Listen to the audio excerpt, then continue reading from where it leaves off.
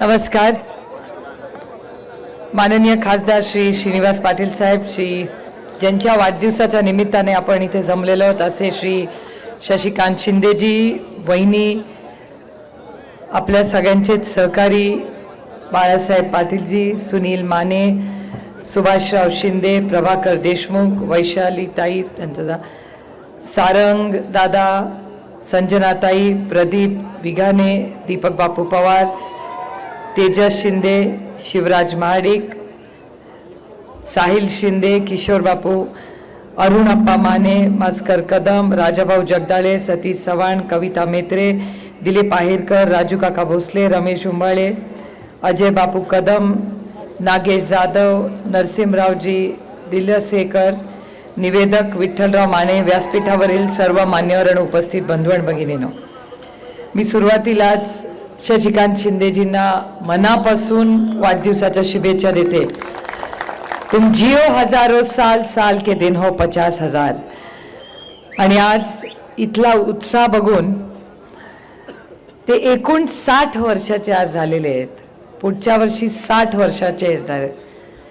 मी महाराष्ट्राला शब्द देते की त्यांच्या पुढच्या वाढदिवसाला त्यांचा सत्कार करण्यासाठी महाविकास आघाडीचा मुख्यमंत्री येईल, हे मी आज तुम्हाला सांगायला आलेलो आहे.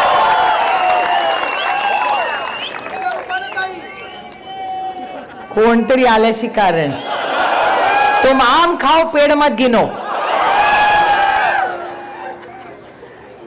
मी इथे विचार करत होते की बाळासाहेबांना मी विचारलं की इथे कोण कोण निवडून आलं. तात्या इथून पहिल्यांदा निवडून आले, त्याच्यानंतर आपण श्रीनिवास पाटील साहेबांना 2 वेळा निवडून दिलं, नंतर उदयनराजेंना 2 वेळा निवडून दिलं, नंतर पुन्हा एकदा श्रीनिवास पाटलांना निवडून दिलं. म्हणजे राष्ट्रवादी काँग्रेस पक्षाचा जेव्हापासून जन्म झाला त्यावेळीपासून ह्या भागाने एकच पक्षाला मतदान केलंय, ते म्हणजे राष्ट्रवादी काँग्रेस पक्ष. याबद्दल मी तुमच्या सगळ्यांचे मनपूर्वक आभार मानते. तात्या असतील, श्रीनिवास पाटील असतील, यांनी अतिशय उत्तम काम आधी फील्डवर केलं. तात्यांचं काम मी लांबून पाहिलंय पार्लमेंटमध्ये, पण तात्यांना खूप जवळून मी पाहिलेलं आहे. राष्ट्रवादी काँग्रेस पक्ष एक पक्ष नाही, एक कुटुंब आहे आणि या कुटुंबात चढ उतार येत असतात. पण हे कुटुंब नेहमी सर्वसामान्य मायबाप जनतेबरोबर असतं आणि ज्या जनतेने आदरणीय पवार साहेबांना 6 दशक जे प्रेम दिला, आशीर्वाद दिला, त्या सातारकरांसमोर मी नतमस्तक होऊन तुमच्या सगळ्यांचे आभार मानते. 60 वर्षाचा हा संघर्ष, प्रेम आणि हा संपूर्ण भाग हा माझ्यासाठी एक खूप महत्त्वाचा आणि एक इमोशनल भाग आहे.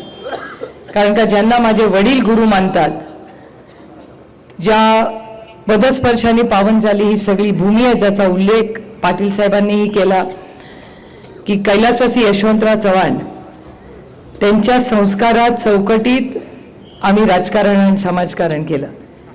काही लोक आता त्यांचा फोटो वागायला लागले, पण फोटो वापरून कृतीमधून दिसत नाही, ते संस्कार झालेले पाहिजेत. नुसता फोटो लावून कामं होत नाहीत. पण ठीक आहे, चव्हाण साहेब आहेतच तेवढे मोठे, त्यांनी फोटो लावला तरी मला काही प्रॉब्लेम नाही आहे. पण एक तुम्हाला सांगते, आजही महाराष्ट्रामध्ये फोटो कोणी चव्हाण साहेबांचा लावते, पण त्यांचा मानसपुत्र हा एकच आहे आणि त्याचं नाव शरद पवार आहे, हे महाराष्ट्र कधी विचारणार नाही. मी परवा त्यांच्यापैकी एक ग्रस्त मला मंत्रालयात भेटले होते.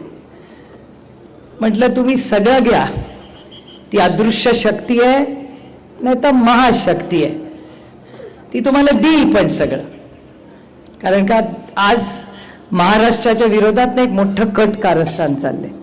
मला मगाशी सातारच्या प्रेसवाल्यांनी प्रश्न विचारला की ते बाबा आत्राम असं बोलले, तुमचं काय मत आहे.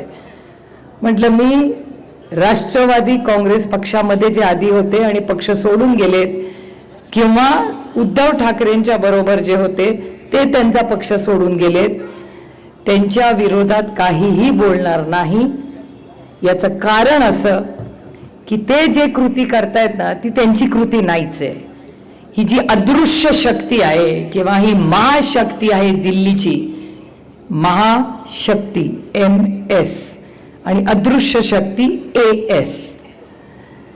मी फक्त शॉर्टमध्ये समजून सांगायला, बाकी कोणी कुठलेही चुकीचे अर्थ काढू नये. मी आपलं शॉर्टकटमध्ये तुम्हाला समजायचा प्रयत्न केला. त्यामुळे अदृश्य शक्ती जी आहे ही महाराष्ट्राच्या विरोधात कट कारस्थान करते. कैलासवासी बाळासाहेब ठाकरे, बाळासाहेबांनी पक्ष सुरू केला. हयात असताना उद्धवजींना दिला. ह्या सगळ्या लोकांनी उद्धवजींना नेता मानलं, त्यांच्या नेतृत्वाखाली लोकसभा आणि विधानसभा लढले. आणि आज या अदृश्य शक्तीने काय शिवसेनेचं केलं हे तुम्ही सगळे बघताय. आणि मी कधी गटबीट बोलत नाही. माझ्यासाठी एकच शिवसेना आहे आणि त्याचे अध्यक्ष उद्धव ठाकरेच आहेत, बाकी सब नाही अपने को पाता. तसंच राष्ट्रवादी काँग्रेस पक्ष, राष्ट्रवादी काँग्रेस पक्षाचा एक गट वेगळा झाला. ठीक आहे, आता लढाई सुप्रीम कोर्टात चालली आहे, बहुत मजा आ रहा है. मी कधी सुप्रीम कोर्टात गेलेच नाही. या निमित्ताने जायला मिळालं, नवीन काहीतरी शिकायला मिळालं. आणि गमतीचा भाग असा झाला तिथे गेल्यावर की तो समोरचा वकील आहे त्यांच्या बाजूचा, तो कोण निघाला तर सदानंद सुळेंचा वर्गमित्र. म्हणलं तुम्हाला दुसरा वकील नाही मिळाला एवढ्या मोठ्या देशामध्ये, एवढ्या मोठ्या देशामध्ये त्यांना एक वकील मिळू नये, तो माझ्या नवऱ्याचा वर्गमित्रच मिळाला. पण आपलं काही सेटिंग बिटिंग नाही. हा, मी त्याला म्हणलं की बाबा रे, तू तुझा क्लायंटचं काम कर, मी माझी लढाई कोर्टमध्ये असताना ताकदीने लढू. संध्याकाळी तू आणि सदानंद काय टाइमपास करायचा तो करा. पण योगायोग बघा, जिथे जिथे ते काही ना काहीतरी निघून येतं तिथे आपलं काहीतरी कनेक्शन असतं कुठे ना कुठे. सुप्रीम कोर्टात लढाई होईल ती होईल. आता इलेक्शन कमिशनमध्ये लढाई झाली, त्या दिवशी पवार साहेब स्वतः गेले होते. मला गंमत अशी वाटली की ज्यांना पक्ष हवा आहे त्याचं कोणच नव्हतं, आणि ज्यांनी पक्षाला जन्म दिला तो तिथे मात्र इथे 5 तास बसून होता. लक्षात ठेवा, मी एक आई आहे, मला माहिती आहे की जन्म जेव्हा आपण देतो ना, सगळ्या महिला इथे बसल्या आहेत. 10 पोरं रडली ना तरी आपलं पोराचा सूर त्या आईला माहिती असतो, तिला माहिती असते हे मूल आपलंच आहे. तसंच आदरणीय पवारसाहेब आणि राष्ट्रवादी काँग्रेस पक्षाचं नातं आहे. कोणीही काही काढून दे आणि अदृश्य शक्ती देऊ दे, पण त्याचा माय बाप राष्ट्रवादी काँग्रेसचा एकच आहे आणि त्या माणसाचं नाव शरद पवार आहे, हे मी तुम्हाला सांगू इच्छिते. आणि त्याची ताकद तुम्ही आहात. पवार साहेबांची ताकद आम्ही कोणी नाही आहोत, त्यांची ताकद, त्यांचं टॉनिक हे तुम्ही सगळे आहात. सगळे लोक विचारतात की कसं काय एवढं वय बी, मगाशी पण कोणीतरी ते म्हणले की एवढ्या वयात त्यांचं वय बी काय नसतं. तुम्ही जोपर्यंत त्यांच्या बरोबर आहात ते 100 पण गाठतील, काय गॅरंटी नाही त्याची. तुमचा आशीर्वाद आणि प्रेम आहे, आमचा काहीच रोल नाही त्याच्यात. ते आमच्यात असले की जरा स्लो असतात, तुमच्यात असले की ते जास्त टॉनिक मध्ये असतात. पण हे दुर्दैव आहे की ज्या पद्धतीने महाराष्ट्राचं हे गलिच्छ राजकारण चाललेलं आहे. शिवसेनेचं केलं, राष्ट्रवादीचं केलं, हे तर त्या अदृश्य शक्तीने केलं, पण भारतीय जनता पक्षाला पण सोडलं नाही. देवेंद्र फडणवीसांचे हाल, 10 पैकी 10 मार्क द्यायला पाहिजे होते त्यांना. 105 आमदार निवडून आणले, 10 मार्क मिळाले. त्याच्यानंतर त्यांना सीएम नाही केलं, डेप्युटी सीएम केलं, 5 मार्क काढून टाकले, 5 मार्क दिले 10 पैकी. त्याच्यानंतर आणखीन एक उपमुख्यमंत्री, 2.5 मार्क.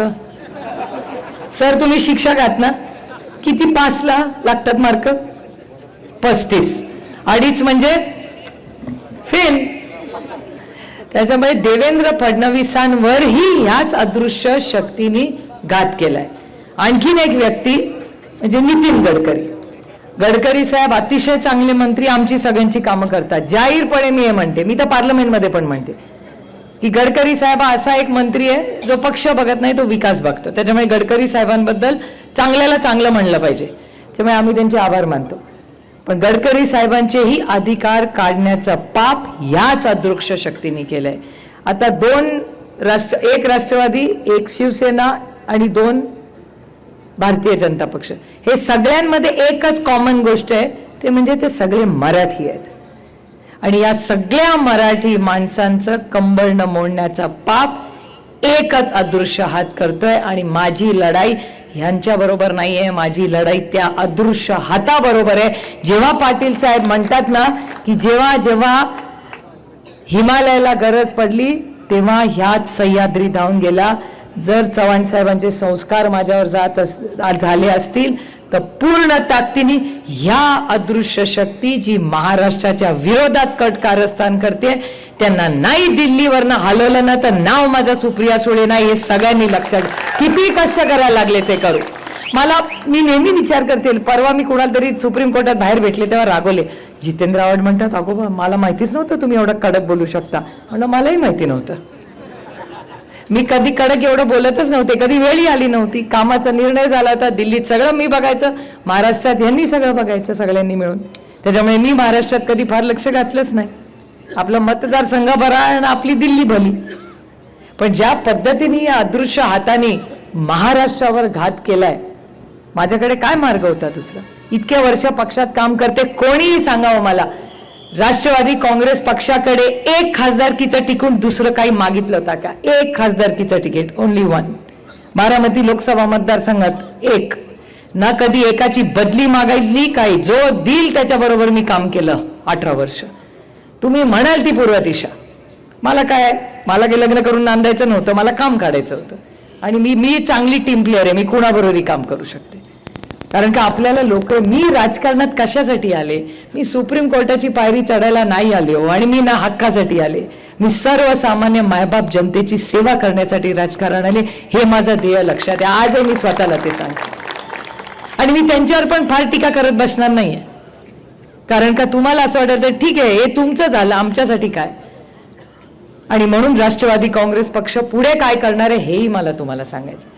पण सांगताना 2-3 गोष्टी तुम्हाला माहिती असल्या पाहिजे. कारण का इथे मी आधीच्या भाषणांमध्ये शिंदे नावाच्या ग्रहस्थांबद्दल काही गोष्टी ऐकल्या. शिंदे नावावर मला टीका करताना हात जरा आवरावा लागतो. याचं कारण असं, माझ्या जन्मदातीचं नाव प्रतिभा शिंदे होतं, आता प्रतिभा पवार झाले. त्याच्यामुळे शिंदेबद्दल बोलताना गैरसमज नसावा, माझा आजोळ शिंदे आहे. पण ते इथले नाही, तर ते घाटावरचे इथले नाही. पण ज्या शिंदे आमदार म्हणून जे इथे काम करतात असं कानावर आलं. मग मी विचारलं त्यांना की अहो तेच आहेत का ज्यांची, म्हणजे मी बोलू नये एक महिला आहे म्हणून, पण ज्यांनी चुकीची भाषा अधिकाऱ्यांना वाढली तेच काय ते महेश शिंदे? तर मला व्यासपीठावर कोणीतरी सांगितलं हो तेच महेश शिंदे. कुठलाही लोकप्रतिनिधी जर सरकारी जे लोक आहेत त्यांच्या विरोधात वाईट भाषेने बोलत असेल तर ही महाराष्ट्राची संस्कृती नाही आणि सातारकरांची नाहीच नाही. सुसंस्कृत सातारा आहे. आणखीन एक गोष्ट तुम्हाला सांगते, आता ते सत्तेत आहे, 10-1 महिने राहतील अजून. पण मला तर एक गोष्ट सांगायची आहे की 10 महिन्यात पण खूप महिने असतात. राष्ट्रवादी काँग्रेस पक्षाच्या एकही कार्यकर्त्यावर, एकही चुकीची पोलीसची केस केली आणि ते माझ्या कानावर आलं ना तर गाठ या सुप्रिया सुळेची. खोट्या केसेस, आमच्या कार्यकर्त्यांवर खोट्या केसेस करायच्या नाहीत. आणि तुम्ही टेस्ट करून बघा, तुम्ही माझं इंस्टाग्राम अकाउंट बघा, ते भारतीय जनता पक्ष सत्तेत आहेत पण पोलिसांचे फोटो माझ्या बरोबर जास्त असतील. कारण का आपले उलटे धंदे नसतात. माझ्या मतदारसंघात कुठल्याही पोलीस ऑफिसरला विचारा, भानगडी नसतात, कधी चढत नाही तिकडे. उगाच ते विरोधात आहेत, सत्तेत आहोत म्हणून चुकीचा पोलीस यंत्रणेचा वापर कधीच आम्ही केला नाही. आणि पोलीस यंत्रणा ही मायबाप तुमचे कष्ट करून आपले पोलीस येतात, त्यांना पण असं फालतूगिरी आवडत नाही. ही आपली शेतकऱ्यांची मुलं आहेत ना, कोण आहेत? आणि जे आता पोलीसवाले भेटतात ना त्यांची भरती कोणी केली आहे माहितीये? माझे ज्येष्ठ बंधू. मी अभिमानाने सांगते की आजची जे पोलीस इथे विचारून बघा, त्या ज्या युवा मुली आहेत बघा त्या बसत्या तिकडे, त्यांची भरती जेव्हा झाली असेल तेव्हा माझे ज्येष्ठ बंधू कैलासवासी RR पाटील या राज्याचे उपमुख्यमंत्री होत्या त्या काळातले आहे की नाही? ते बघा दोघी हो म्हणतायत. आबाच्या वेळेच्या आज ना दोघी. सी, ही कामं राष्ट्रवादी काँग्रेस पक्षाने केले आणि कधी पोलीसचा गैरवापर केला नाही, उलटे धंदे आपण केले नाही आणि कधी करणारे नाही. आपलं राजकारणच नाही. आपलं राजकारण काय? त्याच्यामुळे मला या शिंदे म्हणजे आमच्या आईचे शिंदे नाहीत बाबा. आमची आई भाषण ऐकत असेल ती नाराज होईल. हे वेगळे शिंदे आहेत, स्थानिक कोणीतरी. तर त्यांनी जी गोष्ट केलेली आहे हे आपल्याला मान्य नाही आहेत. आता तुम्हाला निर्णय घ्यायचा आहे की आपण राष्ट्रवादी काँग्रेस पक्षाला मतदान देतो तर का देतो? 2024 मध्ये का आम्हाला मतदान तुम्ही द्यावं. मी सगळ्यांना नेहमी सांगते, फक्त त्यांना टीका करण्यासाठी आपण इथे आलेलो नाही. आता आईसची एक गोष्ट, आता इथे पोचलंय का नाही आईस, मला आईस माहितीये का तुम्हाला काय आहे? आईस नाही माहिती. आईसचा अर्थ माहितीये का कुणाला? आईस म्हणजे बर्फ. बर्फाचं स्पेलिंग माहितीये का? आईसचं स्पेलिंग माहितीये का कुणाला? ICE. I for income tax, C for CBI आणि E फॉर. आता मला खरं सांगा, खरं बोलायचं,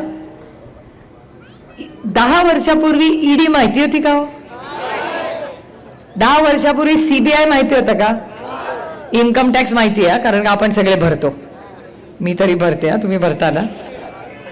पण CBI आणि इन्कम टॅक्स कुणाला माहिती होतं? कुणाला माहिती नव्हतं. त्याचा गैरवापर करून ज्या पद्धतीने आज घरं फोडतात, पक्ष फोडतात, ह्याच्या विरोधात ही लढाई आहे. एका बाजूला आम्हाला सगळ्यांनाच, आणि हे सगळे जे व्यासपीठावर बसलेत ना त्यांच्या वतीने मी बोलते, एका बाजूला संघर्ष होता आणि दुसऱ्या बाजूला सत्ता होती. हे व्यासपीठावर सगळ्यांनी सत्ता सोडून संघर्षाचा मार्ग गिरलाय. खरंच यांचं किती कौतुक केलं. काय आहे आपल्याकडे? त्यांना फक्त खरेपणा आहे, सत्ता आहे. आणि मी तुम्हाला खरं सांगू, लोकांना विश्वास बसत नाही. मला नाही त्या सत्तेचं एवढं प्रेम. सत्ता काय असते? सत्ता हे फक्त एक साधन आहे तुमच्या आयुष्यात एक चांगला बदल घडवण्यासाठी. एवढंच आहे ते साधन. किती लोकांकडे सत्ता आहे? तुमच्या पण इथल्या एका नेत्याकडे सत्ता आहे, तुमच्या जिल्ह्यातले मंत्री पण आहेत. मला त्यांचं नाव नाही घ्यायचं, पण त्यांच्याकडे असं एक डिपार्टमेंट आहे की ज्याच्यातून ते डिपार्टमेंटची दुकानं वाढतायत आणि शाळा कमी होत आहेत. मला विचार करा, असले डिपार्टमेंट पाहिजे का तुम्हाला? विचार करा, तुम्हाला काय पाहिजे तुमच्या मुलांसाठी? दारूची दुकानं पाहिजेत का शाळा पाहिजे? हे हे हे खोके ट्रिपल इंजिन सरकार, मी त्यांना खोके सरकार पण म्हणते आणि ट्रिपल इंजिन पण सरकार. ट्रिपल इंजिनचं खोक्याचं सरकार आहे हे. काय आपलं नाही. हा, जाऊ दे, कशाला आपली रिक्षा आमच्या जिल्ह्यात बनते, नका नाव ठेवू त्याला. आणि चांगली ती बिचारी रिक्षा चांगली आहे. पण मला विचार करून तुम्ही सांगा की या ट्रिपल इंजिन खोके सरकारमध्ये 1.25 वर्ष तुमच्या पत्रात काय पडलं? तुम्ही सगळे शेतकरी आहात ना. कांद्याला भाव आला नाही, टमाट्याला भाव नाही, दुधाला भाव, मग साखरेला भाव, आणि सगळ्यात जास्त मी लढले असेल ते पियुष गोयल माहिती आहेत का तुम्हाला? पियुष गोयल वाणिज्य मंत्री आहेत या देशाचे. 5 महिन्यापूर्वी मी त्यांना ट्विट करून सांगितलं होतं की कांद्याचे भाव पडणार आहेत, आत्तापासून सांभाळा, अडचण होईल. मला म्हणलं ते काय कळते सुप्रिया सुळेंना कांद्याबद्दल? बघा आमचं सरकार 40% टॅक्स लावलाय. किती? 40. या देशातले सगळ्यात पैसेवाले लोक आहेत ना, ते पण 40% टॅक्स भरत नाही. पण तुम्ही शेतकऱ्यांना टॅक्स लावायचं पाप या भारतीय जनता पक्षाच्या ट्रिपल इंजिन खोके सरकार आणि दिल्लीच्या सरकारने केले. म्हणून मी सातत्याने सांगते, माझी लढाई यांच्याशी नाहीच आहे, माझी त्या भारतीय जनता पक्षाची लढाई आहे. आणि त्याला उद्धवजींनी चांगलं नाव दिलंय, भ्रष्ट जनता पार्टी. मी आत्या म्हणून उद्धवजींची परवानगी घेऊन अजून नाव त्यांना घेते. ती भ्रष्ट जनता पार्टी नाहीये, ती भ्रष्ट जुमला पार्टी आहे. याचं कारण भ्रष्टाचाराचे आरोप राष्ट्रवादी काँग्रेस पक्षावर गेले. मी हा विषय खरं तुमचा नाहीये, पण कोल्हापूर जवळ आहे. आणि जर ते काय घाडगेंचं फर्स्ट नेम काय आहे? ते घाडगे नाही का कोल्हापूरचे, काय त्यांचं नाव? समरजित घाडगे. मला समरजित घाडगेंना विचारायचं, इथे आलेच आहे म्हणून कोल्हापूरला सभा येईन तेव्हा बोलीनच. समरजित घाडगे काय बोलायचे हो की हे सगळे भ्रष्ट आहेत, भ्रष्ट भ्रष्ट. पालकमंत्री झाला तेव्हा चाललं का हो त्यांना, त्या समरजित घाडगेंना? मग समरजित घाडगेंना मला 2च प्रश्न विचारायचे आहेत आणि सूचना द्यायच्या की समरजित घाडगे जवाब दो. जर ते आरोप खरे असतील तर सिद्ध करून दाखवा आणि मग शिक्षा झाली पाहिजे. पण जर तर ते खोटे असतील तर भारतीय जनता पक्षाने राष्ट्रवादी काँग्रेस पक्षाची माफी मागितली पाहिजे की हे खोटे होते आणि तुम्ही भ्रष्ट नाही आहात. दोन्ही बाजू नाही चालणार. तशीच एक केस नाशिकची आहे. त्या अंजली दमानिया माहिती आहे का कोणाला? अंजली दमानिया आरोप करतात. परवा अंजली दमानियांनी आरोप केला होता. अंजली दमानिया असं म्हणले आहेत की ह्याच भ्रष्ट जुमला पार्टीने एक GR काढलाय आणि ते देवेंद्रजींचं नाव घेऊन बोललेलं आहे की एक GR काढले आहेत आणि त्या GR मध्ये ते नाशिकचे ग्रहस्थ आहेत त्यांचं नाव त्यांनी घेतलं आणि सांगितलं की त्यांनी भ्रष्टाचार केलाय पण त्याची इन्क्वायरी नाहीये, तुम्ही ते GR करत नाही आहात, त्याची अंमलबजावणी होत नाही. मला देवेंद्र फडणवीसांना विचारायचंय की तो अंजली दमानिया जो GR म्हणतायत तो आहे का नाहीये, असला तर त्याची अंमलबजावणी का होत नाहीये आणि नसला तर पुन्हा एकदा राष्ट्रवादी काँग्रेस पक्षाची भारतीय जनता पक्षाने माफी मागितली पाहिजे की या नाशिकच्या ग्रहस्थांमुळे आम्ही राजकीय आरोप केले, ते आरोप नव्हते. आणि मला भ्रष्टाचाराबद्दल बोलायला काहीच वाटत नाही, कारण का सुप्रिया सुळे की सबसे बड़ी ताकत मेरी ईमानदारी आहे. त्याच्यामुळे भारतीय जुमला पार्टी काही बोलू दे, मला नाही त्यांची भीती वाटत. अरे भीत्या पार्टी ब्रह्मा, आपल्याला आपण काय केलंच नाही तर आपल्याला कशाला त्यांची भीती. दिल्लीत तर असे बसतात सगळे त्यांचे, ज्यांना इथले सगळे घाबरतात. ते भाषण करतात की जेव्हा जेव्हा काय हिमालयाला गरज पडली तेव्हा इथला सह्याद्री गेला, इथला सह्याद्री फक्त दिल्लीला जातो, तो मुजराच करायला जातो. असला पाहिजेत का तुम्हाला लोक?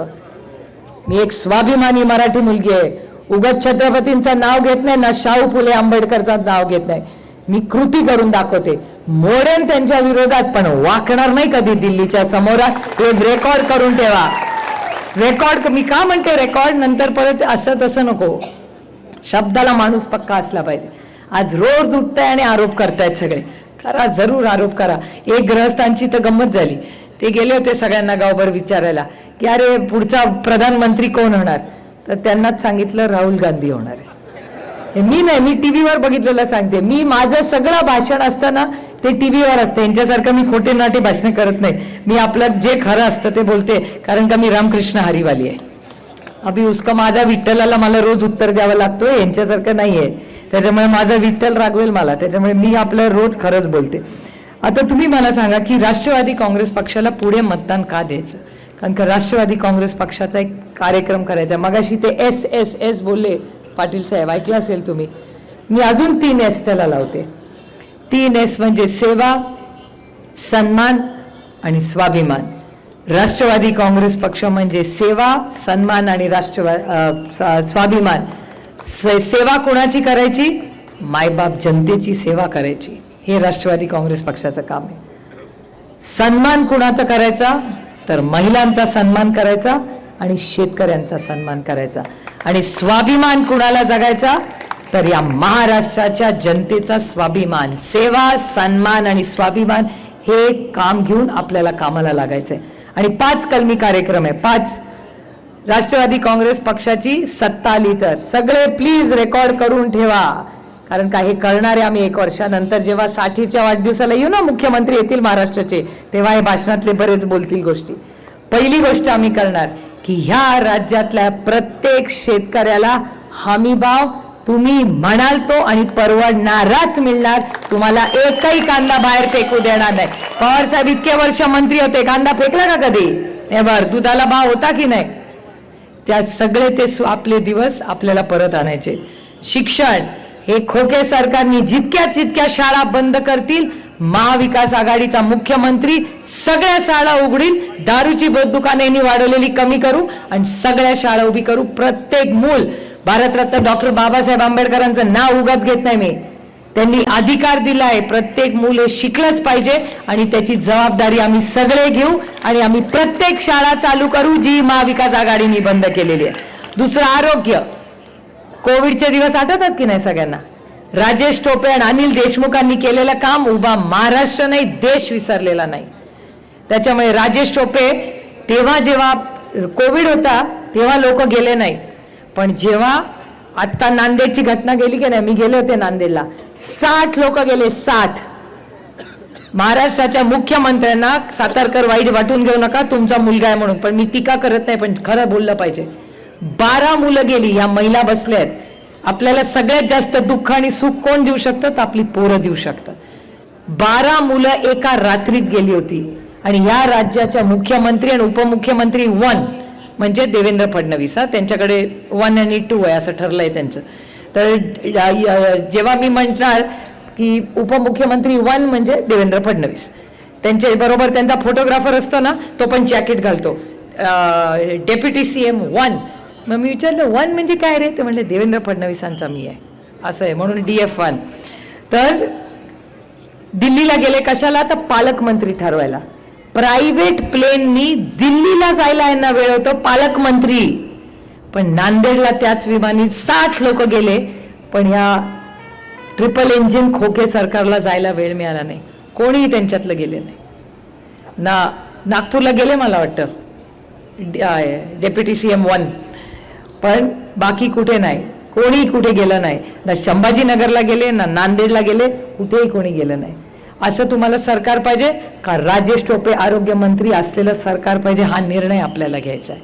या देशात मला अभिमान वाटतो तुम्हाला सांगताना की दिल्लीच्या वर्तमानपत्रात सगळ्यात चांगलं कोविडमध्ये काम करणारा मंत्री कोण असेल तर ते माझे बंधू राजेश टोपे होते. हे मी म्हणत नाहीये, केंद्र सरकार म्हणते. त्यानंतर महिला, मी तुम्हाला शब्द देते, ज्या वेळेस महाविकास आघाडीचं सरकार येईल ना, तुमच्या घरात जेव्हा मुलगी बाहेर जाईल ना, कुठल्याही आईला चिंता वाटणार नाही की माझी मुलगी किती वाजता परत येईल आणि येईल का नाही. कारण का तुम्ही म्हणाल आता कशाच्या जीवावर तुम्ही म्हणणार? आरा राबा होते ना तेव्हा भीती वाटायची का मुली बाहेर जाताना? नाही, तेच दिवस आपल्याला परत आणायचे. आणि त्याचबरोबर प्रत्येक जिल्ह्यात नाही तालुक्यात बचत गटाचं एक दुकान काढू जे हक्काचं तुमचं असेल आणि तुमच्या वस्तू तिथे जातील, बाकी कोणी मधला आदमी नसणार आहे तिथे. हे महिलांसाठी करणार. आणि दुसरी एक गोष्ट, मी मेट्रोच्या विरोधात नाही, पण मेट्रोसाठी हजारो करोडो रुपये या सरकारकडे आहेत, पण माझ्या ST साठी यांच्याकडे पैसे नाहीत. मी तुम्हाला शब्द देते की पहिल्या वर्षी पहिल्या महिन्यात 500 बसेस पहिल्या देऊ आणि या राज्यातली ST महामंडळाचा पूर्ण चेहरा मोहरा बदलून प्रत्येक महिलेला आणि मुलीला सन्मानाने शाळे आणि कॉलेजला जाता येईल. ही सेवा आपल्याला करायची. मेट्रो नंतर होईल. काय त्या मेट्रो पासून अडत नाही. त्या नागपूरला मेट्रो आहे ना, त्याच्यात वाढदिवस करतात, नाही तर पत्ते खेळतात. बघा टीव्हीवरच पाहिले मी. वाढदिवस, फॅशन शो आणि पत्ते हे तर चालतं. करोडो रुपये खर्च केले. काय झालं त्या नागपूरमध्ये? मी मेट्रोच्या विरोधात नाही. आधी मोदक का चपाती भाकरी मला सांगा. मेट्रो म्हणजे मोदक आहे, वर्षातून एकदाच खायचं असतो. पण ST ही तुमची. तुम्हाला आठवतं दादानी दाखवलं होतं ती ST, ती छप्पर फाडलेली, आठवतं का? दादा विरोधी पक्ष नेता असताना दाखवली होती. हा बदल आपल्याला घडवायचा आहे. त्याच्यामुळे 5 कलमी कार्यक्रम, शेती, शिक्षण, आरोग्य, महिला आणि ST यांनी सुरुवात करायची. पहिल्या वर्षात हे सगळं आपल्याला करायचं. आणि म्हणून मी सांगते, मी फक्त त्यांना नावं ठेवायला आलेले नाही, आपण काय करणार हे मला तुम्हाला सांगायचंय. त्यामुळे राष्ट्रवादी काँग्रेस पक्ष हा एक विकासाचा पक्ष आहे. आपण नेहमी विकास कामच केली. आपण कधी दुसऱ्या भानगडीत नसतो. आणि हे कारखाने, ते साखर कारखाने म्हणजे एक डोकेदुखी आहे खरं तर. याचं कारण असं की तुमच्याही इथे अडचण आहे. ते एका कारखान्याला काहीतरी 400 कोटी रुपयाचं काहीतरी देणं घेणं आहे असं माझ्या कानावर आले. मी माहिती काढली याच्या आधी, साधारण थोडा अभ्यास करून मी जाते. मला कळलंय की त्या 400 कोटी द्यायचे आहेत, पण अजून त्याला इंग्रजीमध्ये सॉव्हरेन गॅरंटी म्हणतात. मराठीत काय म्हणतात सॉव्हरेन गॅरंटीला? हा, शासकीय थक हमी. शासकीय थक हमी. तर मी या व्यासपीठावरनं त्या कारखान्याला, शिंदे सरकारला मागणी करते की आमचा, म्हणजे माझा नाही, माझा एक पण कारखाना नाही, गैरसमज नसावे, आपला म्हणूया, आपला कुठलाही साखर कारखाना हा जो आहे त्याचं नाव काय? 400 कोटीवाला, हा, किसनवीर कारखान्याला 400 कोटी रुपयाची सॉव्हरेन गॅरंटी ही शिंदे सरकारने लवकरात लवकर द्यावी आणि तो अडचणीतला कारखाना बाहेर काढा. आणि समजा हा कारखाना त्यांनी लवकरात लवकर काढला नाही अडचणीतून, आंदोलन तुम्ही करा. त्याचं नेतृत्व सुप्रिया सुळे तुमच्या सगळ्यांच्या वतीने करेल हे मी सांगणार आहे. कारण की जुमलेबाजी नाही चलेगा. तुम्ही म्हणला होता ना हा कारखाना चालू करणार, 400 कोटी देणार, द्या. मग शब्द त्यांनी दिलाय, मी नाही. मी असले शब्द देतच नाही.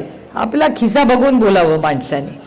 न ते जुमलेबाजी, तुला 500 कोटी, तुला 400 कोटी, तुला 300 कोटी. 1 कोटीमध्ये किती शून्य यांना माहिती नाही, तर 300 आणि 500च्या गप्पा मारतात. आहे की नाही तशी? म्हणजे आता खोक्यांमध्ये, आता पोरींनो खोके माहिती आहेत ना?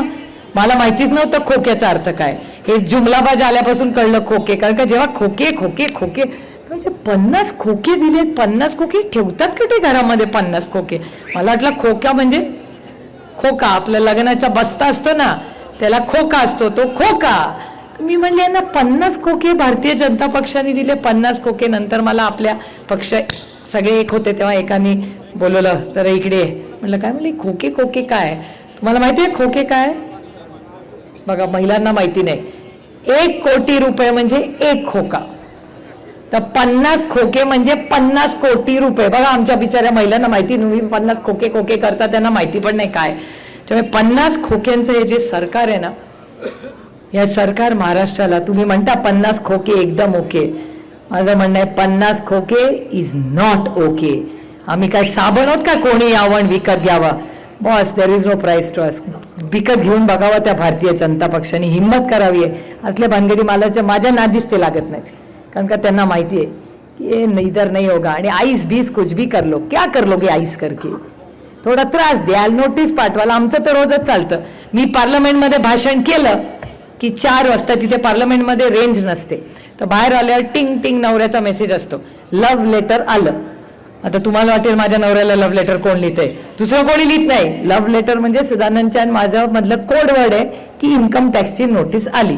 दरवेळीच मी त्यांच्या विरोधात पार्लमेंटमध्ये भाषण केलं की त्याच विषयाची इन्कम टॅक्सची नोटीस संध्याकाळी येते, तीच फाईल सदानंद सुळे पाठवतात. मग थोडे दिवस थंड असतं, परत मी भाषण करते, परत संध्याकाळी लव्ह लेटर येतं, परत ती फाईल जाते. सदानंद म्हणतो मला कंटाळ आला याचा, तू भाषण तरी बंद कर ना, ते हे सरकार तरी बदल. म्हणलं मी भाषण बंद करणार नाही, हे सरकार बदलायची जबाबदारी मी घेऊ शकते, कारण सत्यमेव जयते. ही लढाई असत्य आणि सत्याच्या विरोधात आहे. एक काळ असा होता, मी त्यांना बीजेपी ओरिजिनल म्हणत होती. माझे सगळ्यांची संबंध चांगले, माझं सेटिंग नाही कोणाची, संबंध चांगले ठेवायचे, कारण का सुसंस्कृत महाराष्ट्र आहे. आमच्यावर चव्हाण साहेबांचे संस्कार आहेत. विरोधक हा शत्रू नसतो. आमची वैचारिक लढाई आहे. माझी वैयक्तिक लढाई कुणाशीही नाही, माझी वैचारिक लढाई. पण तुम्ही उगाच आम्हाला भीती दाखवणार असाल तर घाबरणार नाही. अर्धी पवार आहे आणि अर्धी शिंदे पण आहे, आणि तिथली शिंदे, हा घाबरणारे ही शिंदे, ती शिंदे नाही घाबरणाऱ्यांपैकी. आणि मी तुम्हाला सांगते गंमत म्हणून, मी सांगते, माझी आई, माझे वडील तर लढाऊ आहेच, पण माझी आई त्याच्याहून जास्ती लढाऊ आहे. ज्यावेळेस हे सगळं चाललं होतं मी विचार करत होता काय काय काय काय, कारण की शेवटी मी एक महिला आहे. तुम्हाला महिलांचा स्वभाव माहिती असतो. हे पुरुष आजकाल बोलतात, हे बोलतात, ते बोलतात, ते बोलतात, उत्तर आपण पण देऊ शकतो. पण जेव्हा आपल्यावर जबाबदारी असतात, आपला कुटुंब पक्ष एक ठेवायचा असतो ना, तेव्हा इच्छा असूनही हात रोखून आपण ठेवतात. कारण का घरामध्ये सगळं स्पष्ट बोलतात का महिला? पुरुष बोलतात, पण महिला बोलत नाही. म्हणून आम्ही खोटं बोलत नाही, आम्ही हात रोखून बोलतो. कारण का शेवटी एका चौकटीत सुसंस्कृत घरांमध्ये आमचा जन्म झालाय. त्याच्यामुळे सगळं खरं बोलायला लागलो तर सगळ्यांनाच अडचण होईल. आणि गप्प बसलो म्हणजे आम्ही वीक नाही आहोत. कारण का एक लक्षात ठेवा की एक महिलांमध्ये एक वेगळा गुण असतो. छोटासा पटकन कोणीतरी बोलला ना तर टचकन त्या महिलेच्या डोळ्यावर पाणी येतं. पण ज्या वेळेस तिच्यावर घात होतो तेव्हा तीच महिला ताकदीने उभी राहते आणि ती कोणाशीही संघर्ष करू शकते. माझं दुर्दैवाने किंवा सुदैवाने तसंच झाले. मी कधीच महाराष्ट्राच्या राजकारणात आणि समाजकारणात होते, पण राजकारणात साताऱ्याला येऊन सभा घ्यायची वेळच कधी आली नाही. ना शिंदे साहेबांनी मला कधी बोलवलं. हे सगळा बदल झाल्यामुळे आता सगळेच सगळीकडे जाल. मी कधी यायचे नाही, कारण का मला त्याचे सगळे बाकीचे बघतायत, आपलं काय काम तिकडे. पण आता मी ठरवलंय की हे जे दिल्लीचं अदृश्य शक्ती आहे ना, त्या अदृश्य शक्तीला महाराष्ट्राची ताकद ही कधीतरी दाखवावीच लागेल. आणि मी काही वैयक्तिक त्यांची लढाई नाही आहे माझी. माझा संघर्ष हा फक्त मराठी माणसांसाठी आहे. तुम्ही मराठी माणसांचा अपमान करता, मराठी माणसांच्या नोकऱ्या दुसऱ्या राज्यात घेऊन जाता, नाही चलेगा. हा काय माझा फक्त माझ्या वडिलांचा पक्ष किंवा राष्ट्रवादी काँग्रेस पक्ष पडला असो याच्यासाठी नाही आहे. कुणाला नोटीस पाठवली ही लढाई नाहीच आहे. ही लढाई महाराष्ट्राच्या विरोधात आहे. त्यांच्या तो आपलं सरकार होतं तेव्हा निधी येत नव्हता, दुसऱ्या विचाराचं सरकाराला निधी यायला लागला. म्हणजे ह्यांना फक्त ह्यांच्या कंट्रोल मांडणारे लोक आहेत. मराठी माणसं कंट्रोल नाही. आम्ही स्वाभिमानी आहोत आणि आम्ही लढणार आहोत. आणि साताऱ्यावर जबाबदारी जास्त आहे. यावेळी साताऱ्याला खासदार तर तुम्ही द्यालच, पण आमदार ही द्यायची जबाबदारी ही सातारकरांवर घ्यावी लागणार आहे, ही महाराष्ट्राच्या स्वाभिमानासाठी. आणि आता जे निवडून आले, जे कोणी आले, झालं गेलं गंगेला व्हायला. पण आजपासून कामाला लागा. मी माझ्या लोकसभेची पूर्ण तयारी केलेली आणि मी काय तिकीट बिकीट माझ्याकडे नसतं, ते डिपार्टमेंट सगळं साहेब, जयंत पाटील आणि स्थानिक खासदार बिजदार ठरवणार. पण साधारण कुणकुण अशी आहे जी मी ऐकली, भिंती कसं म्हणतात ना, भिंतीला पण कान असतात, तसं काल एकूण जी चर्चा बाळासाहेबांनी सगळे करत होते मीटिंगमध्ये, त्याच्यात राष्ट्रवादी काँग्रेस पक्षाचा पुढचा इथला कॅन्डिडेट कोण आहे हे मला तुम्हाला सांगायची गरज नाही आहे. त्याच्यामुळे हे इलेक्शनची जबाबदारी तुम्हाला सगळ्यांना घ्यावी लागणार आहे. ते येतील, पैसे वाटतील, देव जाणे काय काय करतील, त्यांचा काय भरोसा नाही. पण पैशाने चांगली माणसं विकत घेता येत नाहीत. कर्नाटकात बघितलं ना काय केलं, सगळं केलं. मी कर्नाटकाच्या लोकांचे खरंच कौतुक करते. तुमच्या आता बांधायला बांधायचं आहे, फार लांब नाही कर्नाटका. त्यांनी काय काय केलं असं लोक म्हणतात, पैसे वाटले. ओय, मी म्हणत नाहीये, वर्तमानपत्र टीव्ही म्हणते. परत कोणीतरी माझ्यावर नाराज व्हायचं की सुप्रिया सुळे म्हणतात, असं लोक म्हणतात, टीव्ही म्हणतात. आणि ते 40% सरकार होतं, आपलं तर 50 खोक्यांचं सरकार आहे. म्हणजे हे तर 10 पावलं पुढे ट्रिपल इंजिन सरकार. त्याच्यामुळे ह्या भागामध्ये जे शशिकांतजी म्हणलेत, लोकसभा पहिली होईल तिथं राष्ट्रवादी काँग्रेस पक्ष त्याचा येईलच खासदार निवडून, पण विधानसभेला ही पूर्ण ताकदीने सुसंस्कृत माणसं जी तुमच्या आयुष्यात तुमच्या सुखदुःखात असतील आणि स्वतःची खोकी भरण्यासाठी नसतील असे लोकप्रतिनिधी निवडणार. हा कुणाचा आहे? हा वारसा कुणाचा आहे? रयत शिक्षण संस्थेचा स्थापना कर्मवीर भाऊराव पाटलांचा हा जिल्हा, हा चव्हाण साहेबांचा जिल्हा. कसं तू आपण विसरू शकतो? आणि आमच्यावर जे संस्कार, म्हणजे मी साताऱ्याला पहिल्यांदा जेव्हा आले ना, तेव्हा मी रयत शिक्षण संस्थेच्या कामासाठी आले आणि त्याच्यानंतर लक्ष्मण मानेंच्या कार्यक्रमासाठी आले आणि तिथून माझ्या आयुष्याची सुरुवात झाली, त्याच्यामुळे या राजकीय आयुष्याची. त्याच्यामुळे साताऱ्याचं एक वेगळं महत्त्व आमच्या सगळ्यांच्या आयुष्यात आहे. आणि माझा विश्वास आहे की यावेळी जो उत्साह मी सगळा तुमच्यामध्ये बघितला या वाढदिवसाला येताना, त्याच्यामुळे हा वाढदिवस एकूण 50वा आहे. 60वा आपल्याला आणखीन जोरात करायचं. ही जागा आपल्याला पुरणार नाही आहे, कारण का पुढच्या वाढदिवसाला तुम्ही तर आमदार होणारच आहात, पण ही महाविकास आघाडीचा हा मुख्यमंत्र्याची आपल्याला स्वागत करायचं आहे. त्याच्यामुळे तुम्ही सगळे बूथ कमिटीची कामं करा. बूथ कमिटी ह्या झाल्याच पाहिजेत. ओव्हर कॉन्फिडन्समध्ये प्लीज राहू नका. आणि सगळे कार्यकर्ते आज जे आलेत, घर गाव वाडी, तुम्ही हे करता का? दर पहिल्या रविवारी शनिवारी करता का तो कार्यक्रम जयंतरावांनी दिलेला? एक शनिवारी घेता का? एक तास राष्ट्रवादी, तो एक करायचा आहे आपल्याला. जयंत पाटील आता आंदोलनं करायची आहेत आपल्याला, तर सगळा प्रोग्राम जयंत पाटलांच्या माध्यमातून येईल. पण मला आनंद वाटतोय की अतिशय चांगल्या पद्धतीने सातारा जिल्हा हा आदरणीय पवार साहेबांच्या सुखदुःखात हा कायम त्यांच्यावर राहिलाय. तुमचं त्यांच्यावर विशेष प्रेम आहे. जेवढा माझा हक्क त्यांच्यावर नाही आहे, त्याच्याहून गुंजभर जास्त हक्क जर पवार साहेबांचा कुणावर असेल आणि तुमचा त्यांच्यावर असेल, तर हे तुमचं आणि पवार साहेबांचं नातं आहे. सातारा म्हटलं की त्यांना कुठून काय नवीन ऊर्जा आहे ते देवालाच ठाऊक. आणि तुम्ही जे प्रेम पवार साहेबांना दिलंय आणि हे 60 वर्षाचे हे आपले ऋणानं बंध, हे माझ्याकडूनही कायम जपले जातील हा शब्द मी तुम्हाला देते. आज मोठ्या संख्येने आपण उपस्थित राहिला, माझं अतिशय प्रेमाने स्वागत केलं, याबद्दल तुमचे मनपूर्वक आभार मानून पुन्हा एकदा शिंदे कुटुंबाला ह्या वाढदिवसाच्या मनापासून शुभेच्छा देऊन आपली रजा घेते. जय हिंद, जय महाराष्ट्र, जय आघाडी. एबीपी माझा, उघडा डोळे बघा नीट.